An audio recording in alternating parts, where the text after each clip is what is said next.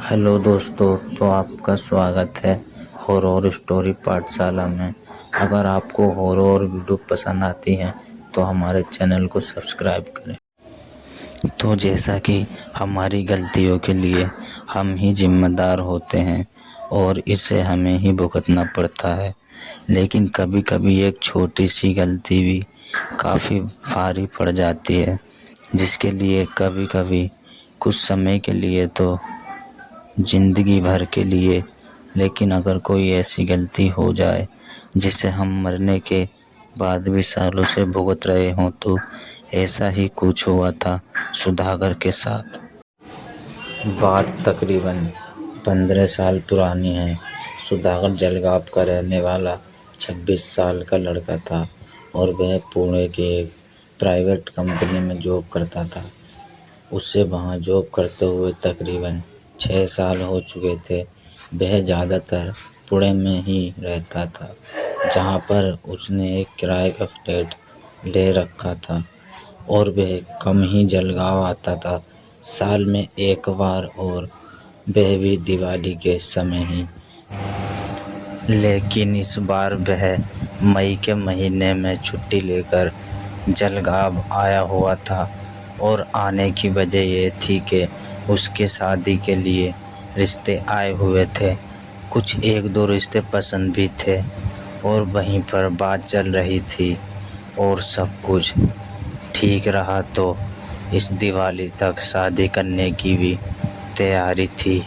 सुधाकर जलगांव कुछ 15 दिनों तक रुका। जब उसकी छुट्टी ख़त्म हुई तो वह पुणे जाने के लिए निकला। उस रात उसकी बस तकरीबन 11 बजे की थी, लेकिन कुछ काम का बहाना करके वह घर से 7 बजे ही निकल गया। दरअसल उसे शराब पीने का शौक़ था, या यूँ कहें कि उसे लत भी लगी हुई थी। जब वह पुणे में रहता था तो हफ्ते में 1-2 बार तो वह शराब पीता ही था, लेकिन इन 15 दिनों में वह अपने फैमिली के साथ था तो उसे शराब पीने का कोई मौका नहीं मिला।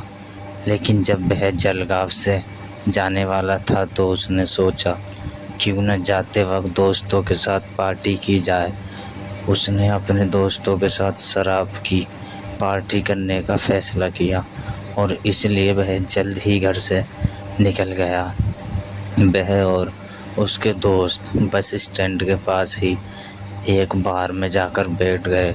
उन्होंने शराब और चिकन मंगवाया और खाने लगे, दोस्तों के साथ हंसी मजाक करते हुए।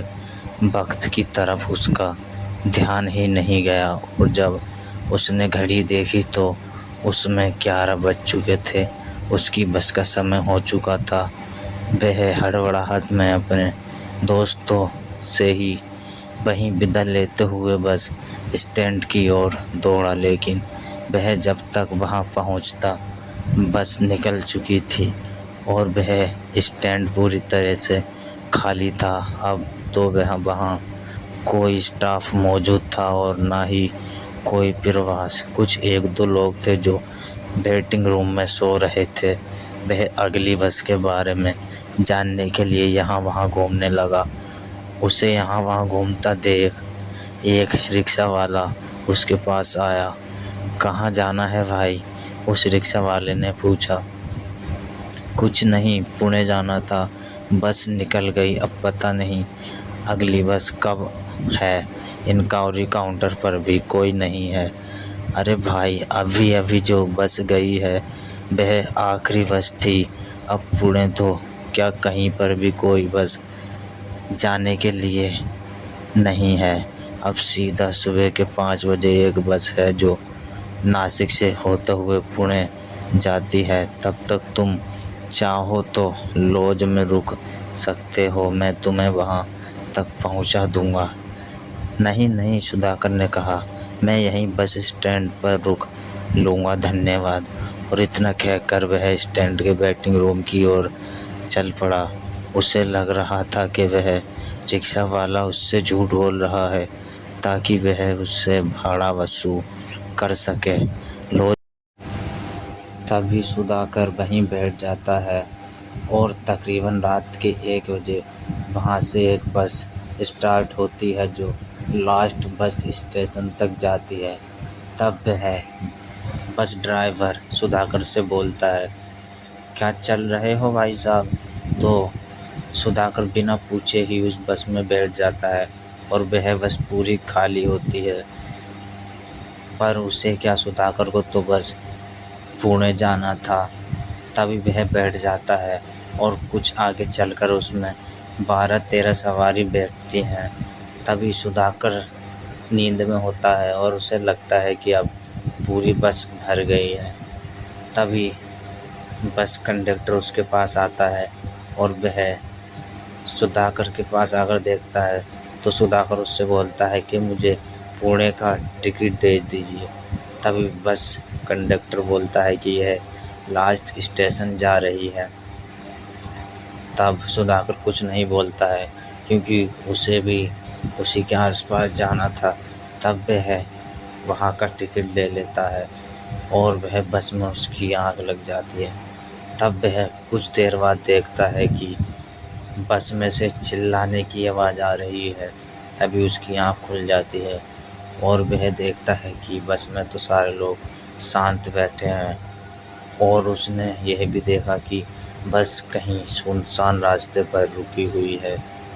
फिर वह बस कंडक्टर की तरफ देखता है क्योंकि उस बस में लाइट बंद हो रही थी और जल रही थी।